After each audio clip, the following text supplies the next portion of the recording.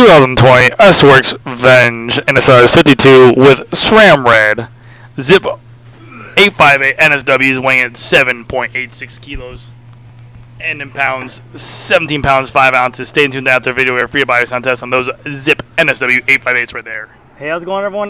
GC Performance here, back with another video, and today I have for you guys this stunning 2020 Specialized S-Works Venge, custom built with a full SRAM Red kit and a mixed match of Zip NSW wheels, 454 in the front, 858 in the rear.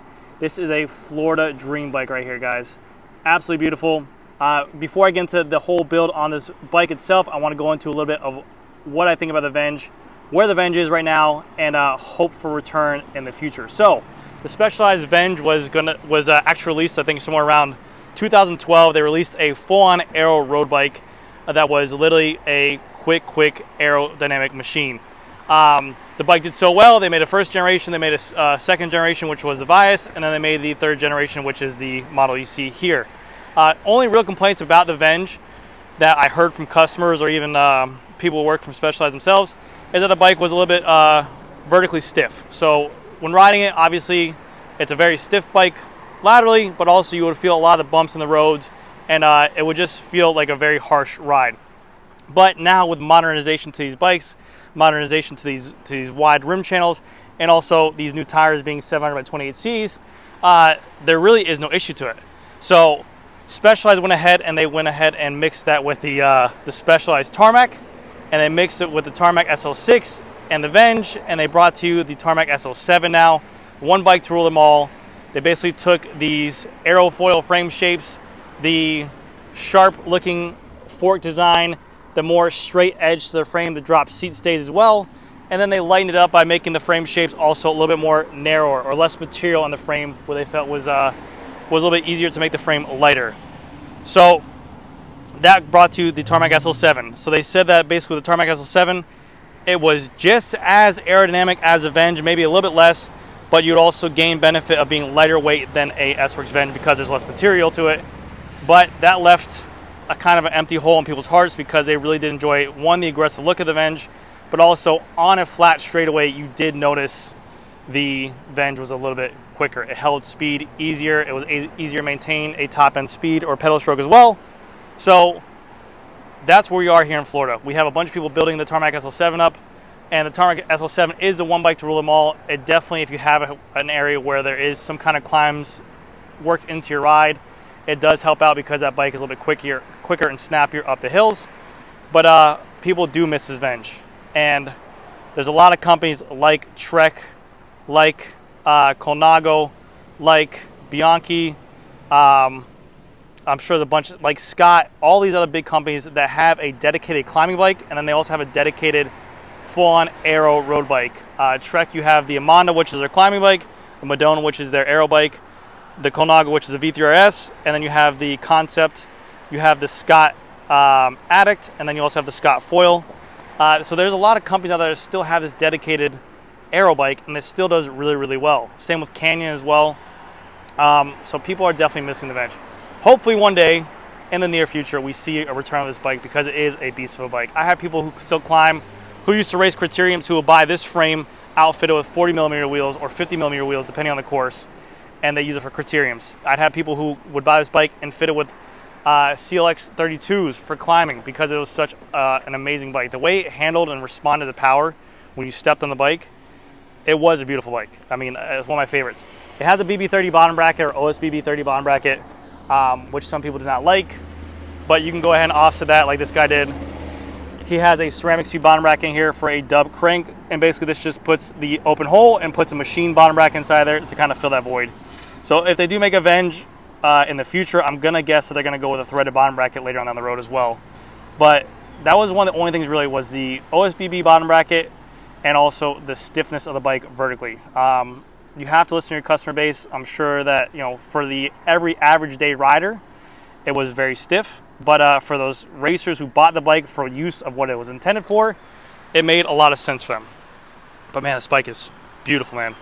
I mean, when you think fast, if you can't suck wheel with this bike on a group ride, then you know you got an issue. This bike is literally fast. The customer just picked this bike up, I think, for $8,500 used from someone else. It's absolutely insane. He's gonna have no problem on these Florida streets.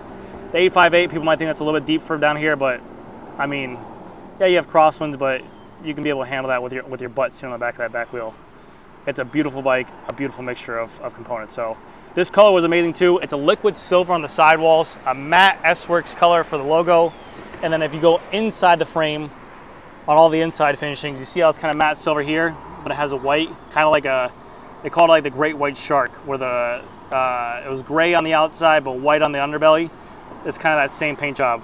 That's just tape that he has in there, but absolutely beautiful on this build, man. It's such a sick paint job too. They did this limited release. This is when the this color wave was released during the SRAM Red when it first got released, but the wheel decals and everything matches this paint job so sick. All right, so without further ado, let me go over the full details of this bike and talk about everything on here. So with the handlebar setup on here, we have these specialized S-Works Aerofly handlebars. Now we're replaced with the Rapide handlebars. These are just a little bit chunkier than the Rapides now. Same kind of eyelet covers that cover up the cable housing. Same kind of internal routing that they use for the Tarmac SL7 now, with the cables running underneath the stem and into the frame. Even pretty much the same exact headset as well. Actually, the headset bearings for the Avenge and the Tarmac SL7 are exactly the same. There's nothing really different to that. The spacers are different, the headset spacer, and also the stem is chunkier. But this is a S-Works Avenge stem, just a little bit wider for that kind of sprint on there. They do have an available proprietary mount that goes on the front of here as well for your Garmin, for your Wahoo, and you can run a GoPro or a headlight underneath there as well. On this build, we do have here Supercast bar tape, which, peep the bar tape on that, guys. Look how clean that is. And if you guys did not notice, see a little hump in there? That's a sprint shifter, right? Look how clean that thing looks on here. You can't even tell. God, I love my job. Super sick. Sprint shifters right here. Then we have the SRAM Red E-Tap axis. 12 gears in the rear, 2 in the front. More than enough. For the wheel, like I mentioned before, this is a Zip 454 NSW with their patented sawtooth blade technology. They say that's going to help stabilize during crosswinds, perform better in straight winds as well. And then they also have their kind of dimples on the rims. And if people were ever wondering why those dimples were there, back in the day, they put those dimples on there to say that it kind of acts like a golf ball, how it flies through the wind. It makes it more aerodynamic. I'm not an aerophysiologist, so I would have no idea. You have your own zip hubs on here. You have bladed spokes as well. And then for the disc rotors, it's a 160mm SRAM Red disc. For the tires, we just swapped out tires and put on the brand new S-Works Turbo tires. These are 700/28C tires. Super lightweight. They're actually almost just as light as cotton tires. I want to say, if not, they are just as light as tires. I'm a big fan of them. So they look clean and they feel nice riding them. I just rode them around the block, 728s on this wheel. And these wheels are optimized for 700/28C tires. Minimum for these wheels is a 700/25C. So very nice there. We do have SRAM Red flat disc mount brake calipers. And you can see here, these are the old school style of the disc brake mount for the caliper here. Now they run directly into here, but back in the day, they used to have a post mount disc brake caliper for the SRAM Red.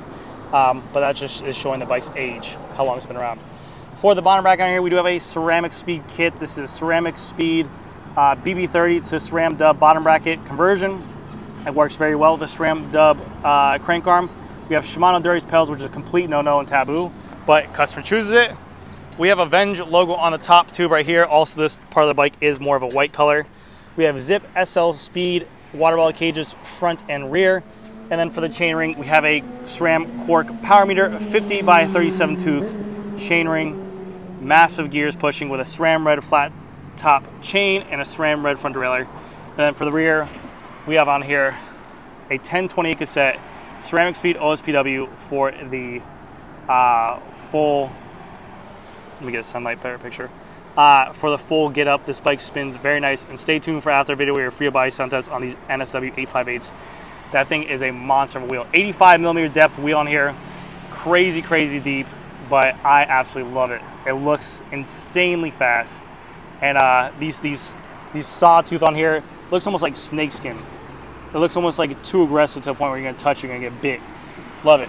Bladed spokes. You have your Zip Cognition hub in the rear here as well. And also the 140mm Zip rear rotor. Absolutely beautiful. And then for the saddle on here, we have a For the saddle on here, we have the S-Works Power Mirror saddle with a 3D printed top, carbon fiber rails, carbon fiber body. The bike is an S-Works Dream. Again, this customer I think got this thing for $8,500 on a used bike sale. I mean, those wheels alone I think are like $4,000 together. But that's gonna do it for this video, guys. Thank you guys again so much for watching. I'll see you guys in the next one. All right, guys, here we go. Free up buy sound test for this 858 NSW. Here we go.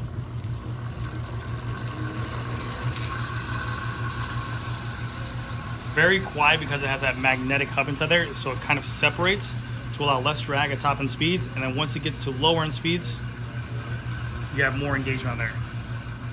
That's kind of their cognition hub on there.